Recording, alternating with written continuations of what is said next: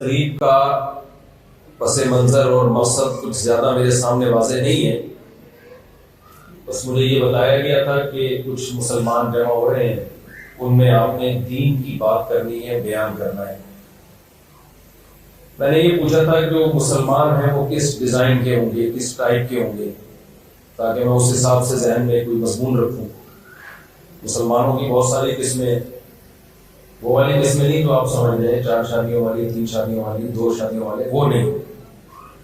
مطلب ہے تاجر برادری ہے، مزدور پیشہ ہے، یا ملازم پیشہ لوگ ہیں، یا ایجوکیشن سے وابستہ لوگ ہیں، کس ٹائپ کے لوگ ہیں۔ ابھی جب میں آ رہا تھا تو مجھے بتایا گیا کہ بھئی زیادہ تر بزنس سے وابستہ لوگ ہیں، تاجر برادری زیادہ ہے، تو میرا خیال ہے شاید ایسا ہی ہے۔ تاجر حضرات زیادہ ہیں تو تجارت کے حوالے سے چند باتیں آپ کے سامنے پیش کروں گا۔ میرے بعد اصل بیان تو حضرت مولانا طارق جنگیر صاحب کا ہوگا، اصل تو وہ خطیب ہیں، واعظ ہیں، تو بچے ہیں ان کے، بچوں کی طرح ہیں۔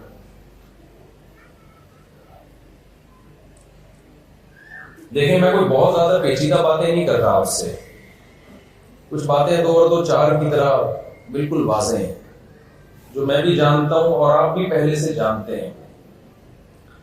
جب آپس میں تکرار ہو جاتی ہے تو کچھ باتیں تازہ ہو جاتی ہیں۔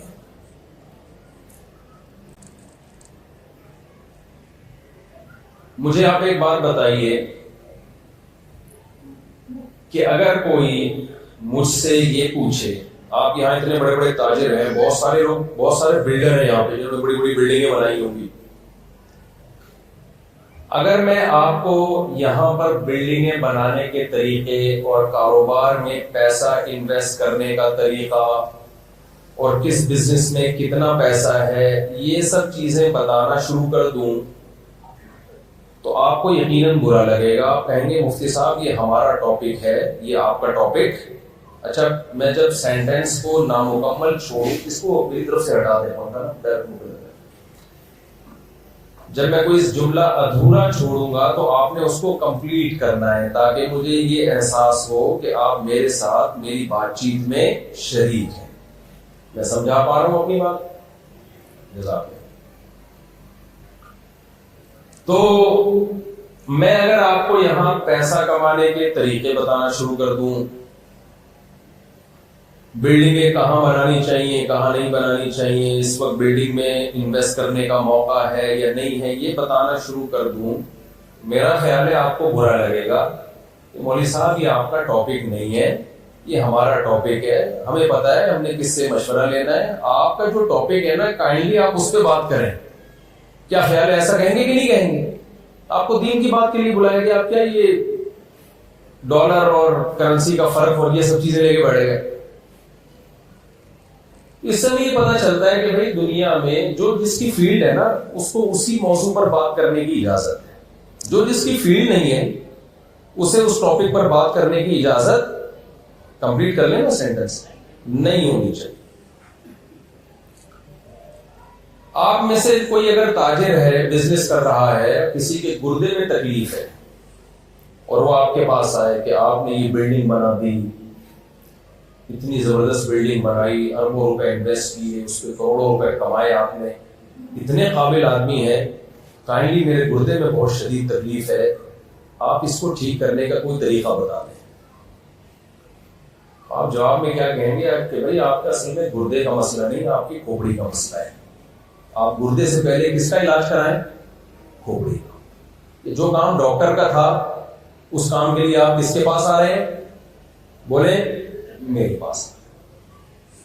آپ کہہ رہے ہو کہ مفتی صاحب یہ کس قسم کی مثالیں لے کے بیٹھ گئے ہیں، سمجھانا کیا چاہ رہے ہیں؟ میں بھی سمجھانا جو چاہ رہا ہوں وہ میں آ رہا ہوں اس کی طرف۔ ہمارے ساتھ بہت بڑا مسئلہ یہ ہے کہ ہم ہر چیز ہر ایک سے لینے کی کوشش کر رہے ہیں، جس کے پاس ہے اس سے بھی اور جس کے پاس نہیں ہے اس سے بھی۔ دیکھیں دنیا میں ہر چیز ہر ایک کے پاس نہیں ہوتی اور ہر مسئلہ ہر کتاب میں نہیں ہوتا۔ اگر میرے اور آپ کا مسئلہ صرف دولت کمانا ہی ہے تو ہمیں کسی اور کے پاس جانے کی ضرورت نہیں ہے۔ دولت کمانا آپ لوگ ہم سے یقیناً بہت زیادہ اچھا جانتے ہیں. لیکن آپ کو پتا ہے کبھی کبھار آپ کا مسئلہ آپ کی ہیلتھ بھی ہوتی ہے, شوگر لیول اوپر نیچے ہو رہی ہوتی ہے, اس وقت آپ ڈاکٹروں سے رابطہ کرتے ہو. کبھی کوئی ڈپریشن بھی ہوتی ہے, اس وقت آپ جو نفسیاتی ڈاکٹرز ہیں ان سے رابطہ کرتے ہیں. کبھی ملکی حالات خراب ہونے کی طرف جا رہے ہوتے ہیں, سیاستدانوں سے رابطہ کرتے ہیں آپ. تو اس سے بھی پتہ چلا کہ بھائی ہم کبھی بیگم ٹینشن دے رہی ہوتی ہے تو سسرال یا اسرائیل سے رابطہ کرتے ہیں. سسرال کا دوسرا نام اسرائیل بھی ہے پیار سے, اور اس میں جو داماد ہے نا وہ فلسطینیوں کی طرح ہی ہوتا ہے سسرال کے سامنے. تو ہمارے مسائل صرف دولت نہیں ہے, بیسیوں اور بھی بہت سارے ہماری زندگی میں مسائل ہیں. جب آپ کی زندگی میں بہت سارے مسائل آتے ہیں تو آپ کیا کرتے ہیں؟ یقیناً سارے مسائل کو حل کرنے کی کوشش کرتے ہیں, ایسا ہے نا. لیکن اس میں ترجیح کس کو دیتے ہیں؟ بھائی جو بڑا مسئلہ ہے اس کو سب سے پہلے حل کیا جائے, چھوٹے مسئلوں کو بعد کے لیے رکھ دیا جائے. اسی اصول پہ زندگی گزاری جاتی ہے کہ بڑے مسئلے پہلے حل, چھوٹے مسئلے بعد.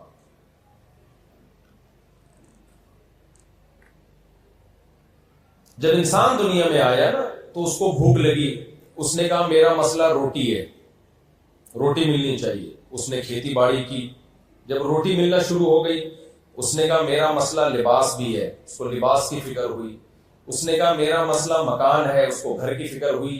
تو ان تین چیزوں میں جس کو روٹی, کپڑا اور مکان کہتے ہیں کمپٹیشن شروع ہو گیا, جو آدم علیہ السلام کے زمانے سے لے کے اب تک چلا. اللہ نے انسان کو عقل دی ہے, اس نے اپنی زندگی کو ہر آنے والے دن بہتر سے بہتر بنانے کی کوشش میں مقابلہ شروع کیا.